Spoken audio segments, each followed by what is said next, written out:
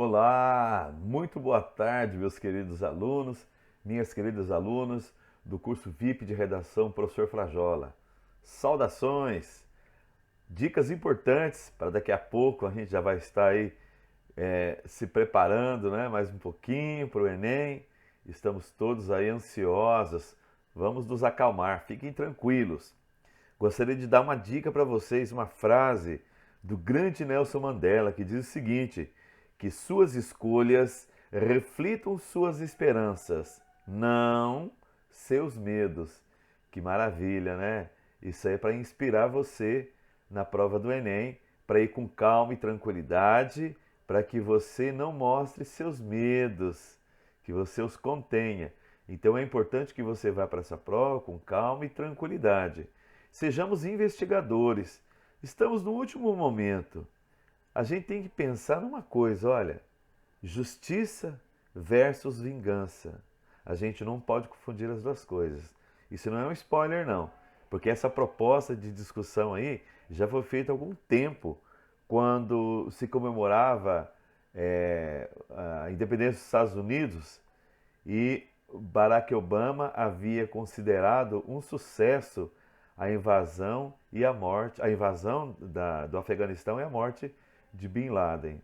Não sei que visão que vocês têm disso, né? Então, olha um temão aí antigo, mas que dá para a gente ficar pensando hoje em trazendo aí a guerra da Rússia contra a Ucrânia, que é outro spoiler que a gente viu aí nas redes sociais do MEC, do INEP, na discussão dos cursinhos de redação por aí afora. Há outras coisas que podem ser ditas, não apenas essa, porque uma proposta dessa natureza, como guerra, como injustiça e coisa e tal, está um pouco distante dos temas atuais. A gente vivenciou muito essa questão das doenças infecto-contagiosas, no caso do coronavírus, e as fake news, né, que está rodando novamente aí a existência aí de um novo vírus ou uma nova cepa do vírus da coronavírus. Então, nós temos que estar atento também que a possibilidade das fake news voltar aí às provas do Enem é muito grande, mas a gente não vai esquentar a cabeça muito com isso não. O importante é que você leia com bastante calma e tranquilidade os textos motivadores. São aqueles pequenos textos que são dados para a prova e que você deve aprender a analisá-los com calma, grifar os termos importantes, sempre localizando o verbo da frase, o verbo da oração e o seu complemento. Isso é muito importante. Se o período for um período composto, analise bem esse tipo de período. Se a subordinação aí é uma subordinada adverbial, isso é muito importante, porque as orações subordinadas adverbiais, elas são muito argumentativas. As coordenadas também, tem que prestar atenção nisso. E não esquecendo as outras orações, períodos compostos por subordinação, oração substantiva ou oração adjetiva. Mas, de certa maneira, um texto dissertativo se constrói basicamente de períodos compostos por subordinação e as orações subordinadas adverbiais estão em maior frequência. Então, na hora de ler os textos, faça a grifagem, na marginalia anote, faça alguma reflexão, porque essa reflexão ela vai ser importante na hora da construção do seu texto. Então, leia com calma os textos motivadores, não se apaixone por um dos textos, pelo contrário, sempre pergunte: será? Por quê? São perguntas fundamentais para você fazer. Por quê? Os textos motivadores, eles servem para ampliar o nosso repertório cultural.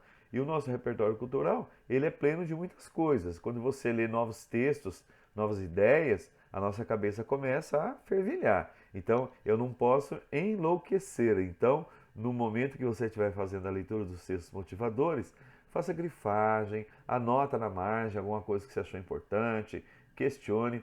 Depois de ter lido todos os textos motivadores, faça uma reflexão sobre a proposta, o que está lhe sendo proposto ali. Verifica se a proposta ela não é bipolar, por exemplo. Ela tem dois extremos, fala de uma coisa, depois fala de outra, e eu, na verdade, no texto tem que abranger essas duas polaridades aí. Mas normalmente se evita isso, não é?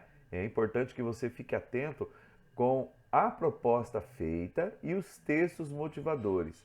Sempre pense Eu tenho que introduzir o meu texto sempre com o tema posto em debate. Boto o tema posto em debate, o meu posicionamento e a amplitude temática. Beleza. A amplitude temática, normalmente, são construídas com 2 argumentozinhos, ou só expansão de frase mesmo, que a gente pode deixar para o segundo e terceiro parágrafos, e até quarto, o plano da argumentação contido normalmente no primeiro parágrafo. E a gente sabe que o Enem tem uma especificidade muito importante na conclusão. Não basta apenas retomar a tese inicial e rematá-la ali, concluindo o texto. Não, nós temos que apresentar uma proposta de solução para o problema apresentado, dos quais nós não podemos esquecer que são 4 pontos fundamentais. Dos 5 que são apresentados, 4 são fundamentais. Qual é a ação que vai ser desenvolvida para resolver aquele problema? Quais são os agentes que vão influenciar ou que vão trabalhar na cessação do problema? Qual é o meio, qual é o modo que eu vou usar para fazer isso, né? E que veículo eu vou usar, né? Tem essas coisas todas. Além do detalhe, que é aquela cereja do bolo, que é a sua conclusão, a retomada sempre da tese inicial, fechando seu texto. Então vá com calma, vá com tranquilidade. Muita gente pergunta para mim, professor, eu posso meter o pau no governo? Já conversamos sobre isso aqui no decorrer do nosso curso. Essa coisa de meter o pau no governo não existe. Por quê? Porque você tem que ter argumentos bons, argumentos bem afiados, para você chegar lá e dar um belo de um recado, não é verdade? Não basta simplesmente você descer a linha em quem quer que seja e seus argumentos são pobres, seus argumentos são frágeis, seus argumentos não convencem ninguém. Então eu fico sempre preocupado quando me falam esse tipo de coisa. Outra coisa, quais são os agentes que a gente pode apontar então na nossa conclusão? Eu chamo de GOMIFES. No slide que eu mandei para vocês, existe essa sigla aí que eu fiz até um acróstico do GOMIFES, que são os agentes que nós poderemos apresentar na conclusão do texto, que são o governo, organização não governamental ou organizações não governamentais, as chamadas ONGs, a mídia, escrita, falada, televisiva, digital, família, escola e sociedade organizada. Isso são os nossos agentes, os chamados GOMIFES. Não vai esquecer? Está aí no seu slide, que é para você não se esquecer. Do mais, eu agradeço muito a atenção de vocês. Um beijo no coração, um abraço forte do Frajola e lembre-se daquela frase do Mandela. A frase inicial do Mandela que está lá no seu slide é uma frase que suaviza um pouquinho essa nossa preocupação. Que suas escolhas reflitam suas esperanças e não seus medos.